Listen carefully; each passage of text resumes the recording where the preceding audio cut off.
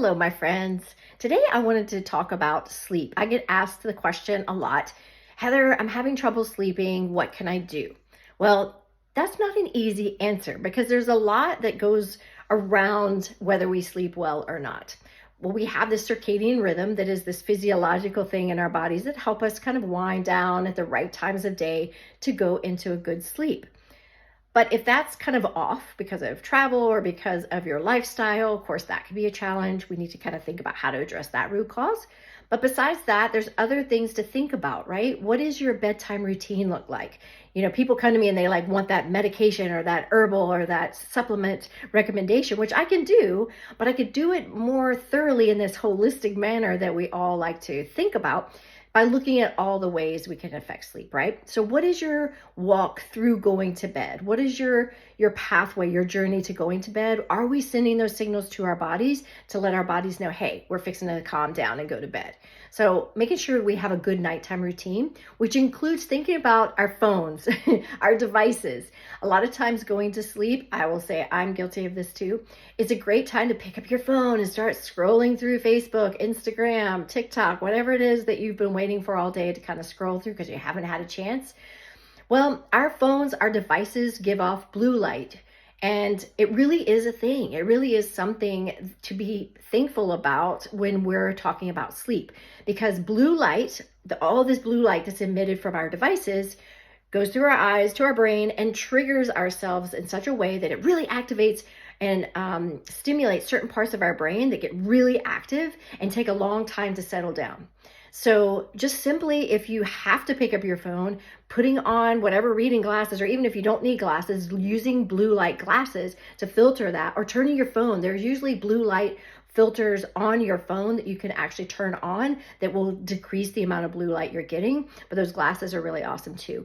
But better yet, don't pick up your phone a couple of hours before you go to bed. Have a rule that at 8 o'clock, I'm no longer picking up my phone, or whatever time frame you go to bed. But give yourself a couple of hours without your device. I personally even charge my device at night away from me. It's not beside my bed plugged in. It's actually way across the room. And that's for multiple reasons. One is there's some thought about the emissions that these phones give off and whether they're healthy for us. So sitting there for 8 hours, if I'm sleeping and it just sitting there kind of radiating on me, might not be the safest thing.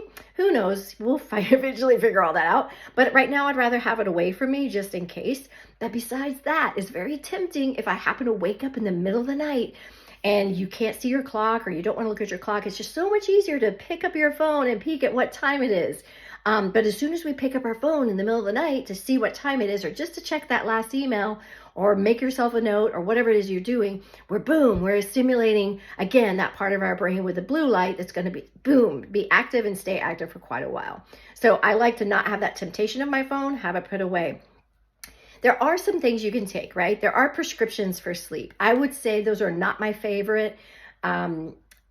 Sleep medicines, unfortunately, I like to say, are one of the dirtiest meds that are out there. Dirty in the sense that they're just not clean for taking and stopping. They're not good for using as needed. A lot of the prescription sleep medications, people like how they feel on them and they'll just take them every day. And then once you start taking them every day, it is challenging, really hard to get off of those medications and find sleep after you start on them. So not the best thing you want to do. There are some crazy side effects as well, and some interactions. So of course we want to kind of limit the use of those, but they're there if we need them. Naturally, we've got all kinds of things we can do. You can just sip a chamomile tea. If we want to go really herbal, there's certain teas we can make that will really relax you before bed.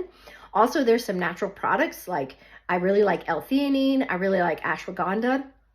There's a couple of other type herbals and supplements that we can take that are over the counter. You also, over the counter, you have Benadryl. Benadryl can help with sleep, but you want to avoid it in certain conditions. Like if you have urinary issues, if you have glaucoma, if you have enlarged prostate, there's certain reasons why you would want to stay away from Benadryl. And Benadryl can sometimes have a hangover the next day. So you want to be careful with that as well.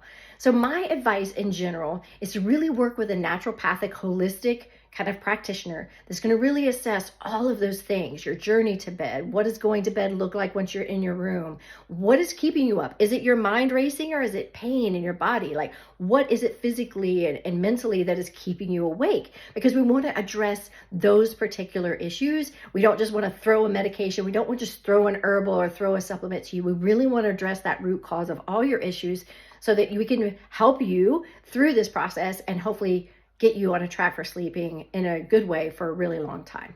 So thank you for listening to my whole talk about sleep. It's a complicated issue. There is no quick answer of like, oh, you're having trouble sleeping? Here you go, do this. It's all going to be great.